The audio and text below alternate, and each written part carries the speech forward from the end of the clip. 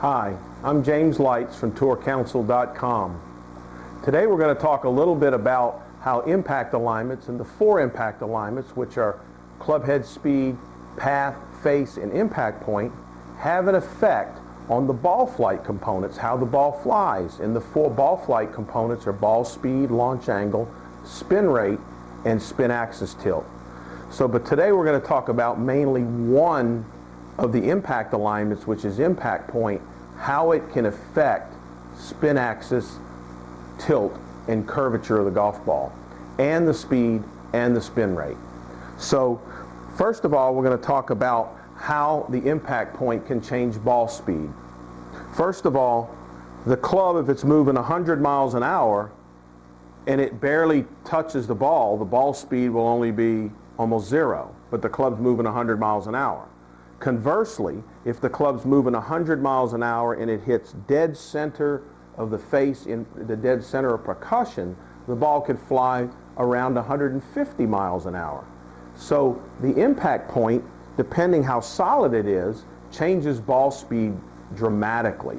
We can lose with about 3/4 inch off center face impact point almost 15% of our ball speed. That's pretty significant.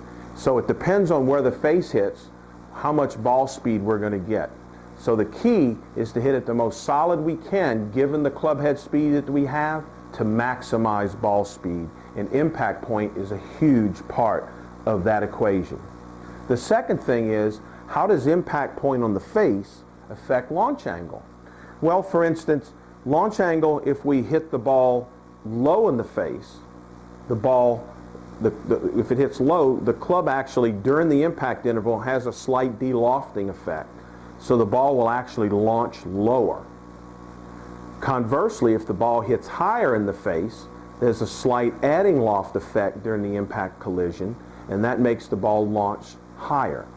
Plus, with a driver, the face is curved vertically to where it actually has more loft at the top of the face than it does at the bottom. So that's how impact point can change launch angle. And the last is how impact point can change spin rate. Well, imagine that there are gears on the face of the golf club and gears on the golf ball, and they're meshing. So think about this. If we hit low on the face with this effect of the face going this way, the ball conversely has more backspin. So therefore, what? Lower launch, higher backspin. Conversely, at the top of the club with this, it doesn't have overspin on it per se. It would if you delivered 0 loft. If we hit the ball high in the face with 0 loft, literally the gear effect would put overspin on the ball. However, we're delivering a club with loft, so that's not the case. So what happens is it increases the launch angle but reduces the backspin. So that's why we tell our golfers, for the most part, high center face impact is huge for making spin rate effective. We can reduce the spin rate about 400 RPMs from the center of the face if we can hit it higher in the face.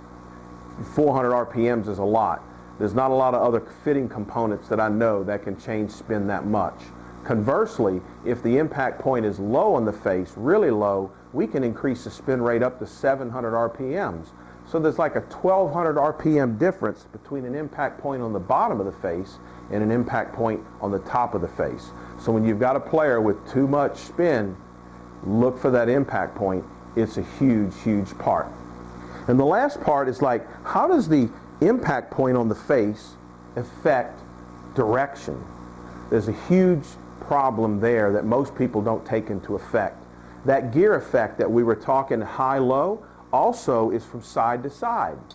So when we hit a golf ball, if we hit it on the toe, the club actually wraps and spins around its center of gravity, which is in the middle of the head, fairly close to the middle of the head. So it wraps around this way and it puts hook spin on the ball. Now, not perfect hook spin like this, but there's enough of that gear effect to take that spin axis on the toe and tilt it to the left and make the ball draw if you have a square club face and a good path at the hole. Conversely, if the ball hits in the heel, the club does just the opposite. It wraps this way, which puts that spin on the ball, slice spin on the ball, or fade spin, and can sometimes even counteract slight draws by hitting it on the heel and counteract slight fades by hitting it on the toe. So you need to know where on the face that ball's being hit every single shot when you're practicing and every single shot when you're taking a lesson to see the net effect of the direction on that ball in that spin axis. So that's why we use impact stuff on the face and mark it to where on the face we can see where the golfer hits the ball exactly. So keep that in mind when you're fitting drivers, and you'll actually be a lot more effective both for direction, spin rate, and launch angle. This next demonstration is going to talk a little bit about the gear effect, the difference between woods and irons. When we hit an iron, if this represents an iron head, the head really spins around the center of gravity, which is very close to the leading edge. So when it spins, it does that, around that when it hits off center, when it hits on the toe or hits on the heel. Whereas with a driver, it's a distinct difference, because with a driver, the center of gravity is back from the face, and so when the ball is hit on the toe, it spins around that. It spins around that center of gravity. Now watch what the difference the face makes when it hits on an iron versus a wood.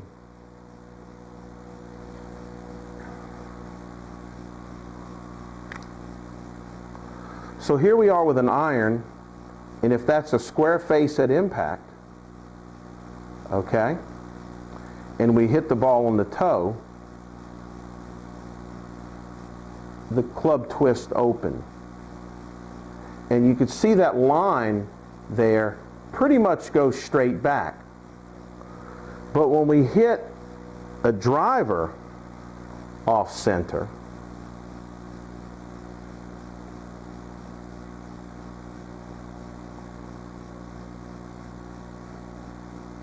in the same spot,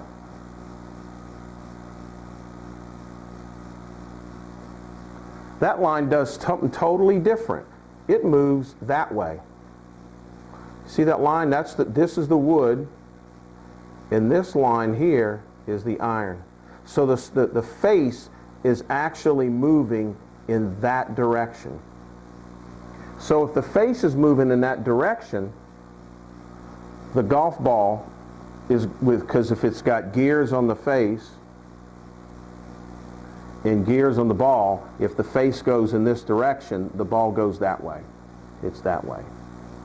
Now, it's not purely that way, but that's enough to tilt the axis. So if the spin axis goes that way, the ball starts to the right and curves to the hole. But if it's an iron and it hits on the toe, the ball's still going to pretty much maintain its squared position. It's going to go fairly straight. It might tail off a little bit to the right at the end. But if it's hit on the toe, there's no doubt in my mind that that ball's going to draw back if the club face is square at impact. So understanding the gear effect, the differences between a wood and the iron, the direction that the face moves. Again, the iron face moves straight back when it hits on the toe, and a wood face, because if here's the face now, there's the impact point after it twists, there's the impact point when it hits, that moves distinctly to the right. Hope that clarifies a little bit how gear effect works. It's not just on heel-toe, but it's also high-low. The same gear effect is exactly the same whenever the ball hits somewhere other than the center of gravity of the club.